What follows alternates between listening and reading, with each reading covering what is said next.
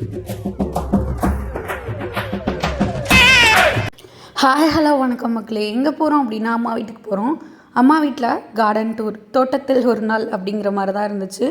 ரொம்பவே இன்ட்ரெஸ்டிங்காக இருக்கும், ஃபன்னியாக இருக்கும். வீடியோ ஃபுல்லாக ஸ்கிப் பண்ணாமல் பாருங்கள். என் எல்லா வீடியோஸ்க்கும் சப்போர்ட் கொடுத்த மாதிரி இந்த வீடியோஸ்க்கும் சப்போர்ட் பண்ணுவீங்கன்னு நம்புகிறேன். நல்லாயிருக்கும், ஜாலியாக இருக்கும். வாங்க வீடியோக்குள்ளே போகலாம்.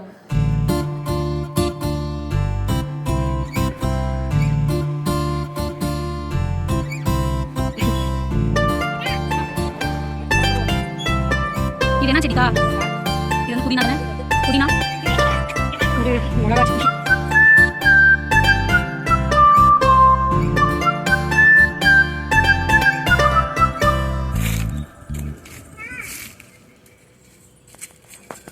இது வந்து எங்களோட சந்து பக்கம் வந்து ஆமாம் லெஃப்ட் சைடு இருக்கும். லெஃப்ட் சைட்லேருந்து கரெக்டாக இப்போ நம்ம வந்து தோட்டத்து பக்கம், அதாவது பின்பக்கமான கொல்லப்புறத்துக்கு தான் நடந்து போயிட்டுருக்கோம்.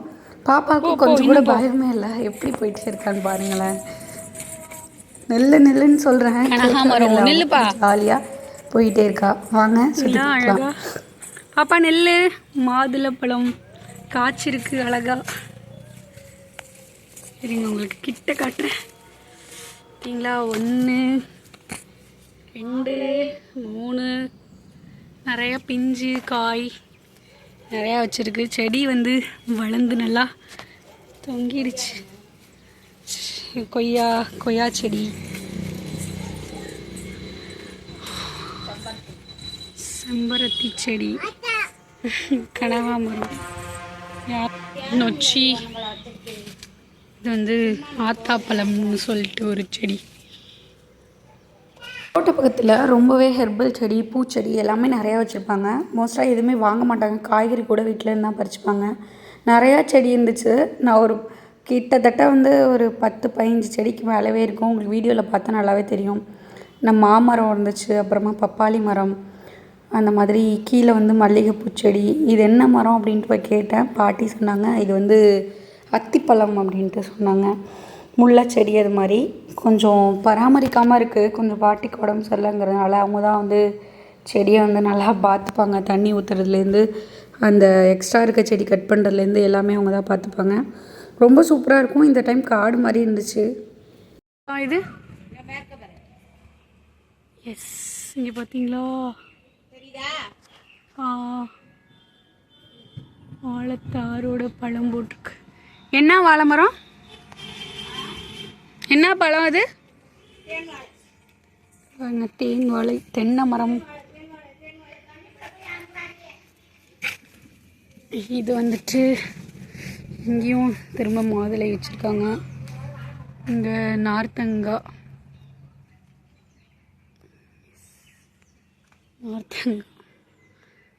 இது வந்து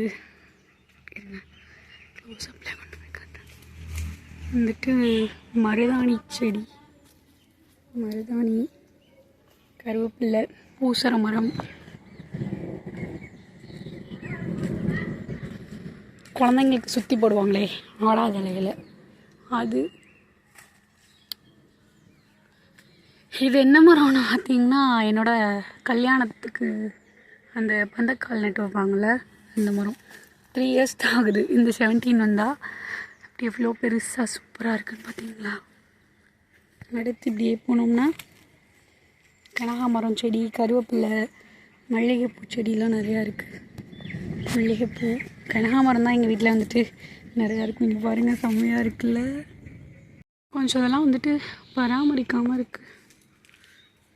இங்கே பார்த்தோம்னா இது வந்துட்டு அடுத்த கொள்ளைக்கு.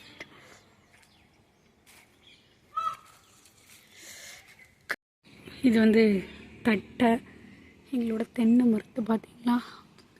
மரம், துளசி, அதுக்கப்புறம் வந்துட்டு கருவேப்பிலை. இது வந்து ஒரு சின்ன ஜெவந்தின்னு சொல்லுவாங்க. தட்டை திரும்ப அப்படியே உள்ளே போய்கிட்டே இருந்தோம்னா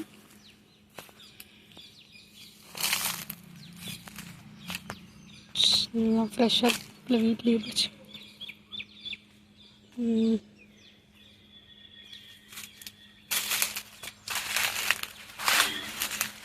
ஆலமரம், இது வந்து பாதாம் மரம் நினைக்கிறேன். எஸ் இங்கே பாருங்கள் சுண்டைக்காயத்தை போட்டு நிறையா வச்சுருப்பாங்க வீட்டில். சூப்பராக இருக்கும் சாப்பிடுவாங்க. சுண்டைக்காய் செடி, அப்புறமா வந்துட்டு மாங்கன்று இப்போ தான் நட்டுருக்குறாங்க. சுண்டைக்காய் நிறையவே காய் பிடிக்கும். இந்த தடவை என்னன்னு தெரில, பராமரிக்காமல் வந்து பூச்சி விழுந்த மாதிரி ஆயிடுச்சு. இதுதான் வந்து ஓவர் வியூ, எங்கள் வீட்டோட ஓவர் வியூ. நடந்து அப்படி போய்கிட்டே இருந்தோம் அப்படின்னா ஃபுல்லாகவே செடி தான் இருக்கும், பார்த்துருப்பீங்க. நல்லாயிருக்கும். ஆனால் வந்து இப்போ வந்து ஒரு மாதிரி கசாசன் இருக்குது. அது பார்க்கணும் என்னன்னு சொல்லிட்டு. எனக்குமே ரொம்ப பிடிக்கும் இந்த மாதிரி கார்டன் வச்சு வளர்க்குறதுக்கெலாம். ஆனால் என்ன ஹஸ்பண்ட் வீட்டில் வந்து அந்த கொல்லை பக்கம் அப்படிங்கிற ஒரு ஏரியாவே கிடையாது. ஃபுல்லாகவே சிமெண்ட் போட்டுட்டாங்க. அது மாதிரி கொல்லை இல்லை. நெக்ஸ்ட்டு ஒரு வீடு வாங்கினா கண்டிப்பாக எனக்கு வந்து ஃபார்ம் ஹவுஸ் வச்சு வாங்கித்தாங்கன்னு நான் சொல்லியிருக்கேன். நிறையா செடி, ஆடு, மாடு அந்த மாதிரி வச்சு வளர்க்கணுன்னு எனக்கு ரொம்ப ஆசையாக இருக்கும். பிடிக்கும். ஆக்சுவலாக எனக்கு அந்த மாதிரி ஒரு லைஃப் ஸ்டைல் வந்து ரொம்பவே பிடிக்கும். இந்த vlog எப்படி இருக்குன்னு மறக்காமல் கமெண்ட் செக்ஷனில் கமெண்ட் பண்ணுங்கள். நல்லா இருந்துச்சா, எப்படி இருந்துச்சுன்னு. நல்லா கிளைமேட், இப்படியே வெயில் அடிச்சிட்ருக்கு பாருங்கள். நான் வீடியோ எடுத்து முடிச்சுட்டு போகிறதுக்குள்ளேயே சொலன்னு அந்த பக்கம் பார்த்தா சோன்னு மழை அப்படிங்கிற மாதிரி ஆயிடுச்சு. நல்லா மழை வந்துச்சு பாருங்கள். வானம் போய் இருட்டிக்கிட்டு இருந்துச்சு. அந்த ஸ்டேஜில் தான் நான் வந்துட்டு வீடியோ எடுத்துகிட்டு போயிட்டு இருந்தேன். எனக்கு தெரியும் மழை வரும்னு. அதுக்கு முன்னாடி வீடியோ கிளிப் பண்ணிடலாம் அப்படின்னு தான் எடுத்துகிட்டு போயிட்டு இருந்தேன். செம்ம மழை. ரொம்ப நாளைக்கு அப்புறம் சோன்னு மழை சூப்பராக பெஞ்சிச்சு. நல்லாயிருக்கும் மழை பெய்யும் போது, நமக்கு ஜாலியாக இருக்கும். செடிங்களுக்கெலாம் நல்லா தண்ணி ஊற்ற மாதிரி ஆகிடும். இந்த கூரையெல்லாம் கொஞ்சம் வேலை பார்க்காம இருக்காங்க. அதெல்லாம் முடிச்சு வச்சுக்கலாம் வீடியோ எடுக்கலான்னு பார்த்தா அடிச்சுட்டு முடிஞ்சு. அதுக்கப்புறமா வந்து கப்பல் செஞ்சு தண்ணியில் விட்டு ஜாலியாக விளையாடிட்டு இருந்தோம். சின்ன வயசில் நானே என் தம்பி தங்கச்சிலாம் உட்காந்து, எங்கள் அம்மா தான் இந்த டைமும் கப்பல் செஞ்சு கொடுத்தாங்க. எங்களுக்கெல்லாம் கப்பல் செய்ய தெரியாது. நானே என் தங்கச்சி தம்பி 3 பேர் என்ன பண்ணுவோன்னா, ரேசிங் வச்சுக்கிட்டு யார் கப்பல் ஃபஸ்ட்டு போகுதுன்னு சொல்லிட்டு விளையாடுவோம். அதில் சண்டை வேறு வரும், உன் கப்பலா என் கப்பலான்னு சொல்லிட்டு. என் தம்பி தண்ணியில் முக்கி விட்ருவான் எல்லா கப்பலையும். அந்த மாதிரி ஜாலியான ஒரு மெமரிஸ் வந்து ஞாபகம் வந்துச்சு. ஸோ அது மாதிரி வச்சு விளையாடிட்டு இருந்தோம். அதுக்கப்புறம் என்ன, சாப்பாடு தான். சங்கட குஸ்காவாக எங்கள் அம்மா சமைக்காமல் போயிட்டாங்க ஒரு விருந்துக்காக. அதனால் வந்து எனக்கு பக்கத்து வீட்டக்கா சாப்பாடு கொடுத்துருந்தாங்க. சாப்பிட்டுட்டு எங்கள் வீட்டுக்கு போனாலே எப்போயுமே நான் பானை தண்ணி போட்டு வச்சுருப்பாங்க, அதுதான் குடிப்பேன். எங்கள் வீட்டில், இங்கே ஹஸ்பண்ட் வீட்டில் வந்து அந்த மாதிரி எதுவும் அரேஞ்ச் பண்ணி வைக்கல. குடிச்சிட்டு ஏசியை போட்டு படுக்கலான்னு பார்த்தா என் பொண்ணு செம்ம வாழ்த்தணும். ஏசி எப்படி ஓடுதுன்னு கேட்டால் என்ன சொல்கிறேன்னு பாருங்களேன். ஏசியில் எப்படி காற்று வரும்? இங்கே அம்மா பார்த்து செய்ய எப்படி வரும்? காற்று வருமா ஏசியில்? அதுக்கப்புறமா எங்கள் அம்மா மனசு கேட்காம சிக்கன் கிரேவி வச்சு லைட்டாக 65 பண்ணாங்க. நான் அதில் அவனுக்கு ஃப்ரைட் ரைஸ் பண்ணி தரேன்னு ஏதோ கோலாகலம் பண்ணிட்டேன். அவ்வளோதான். இந்த வீடியோ சப்போர்ட் பண்ணுங்கள், ஷேர் பண்ணுங்கள், லைக் பண்ணுங்கள், கமெண்ட் பண்ணுங்கள். மறக்காமல் சப்ஸ்கிரைப் பண்ணிக்கோங்க. தேங்க்யூ ஃபார் வாட்சிங்.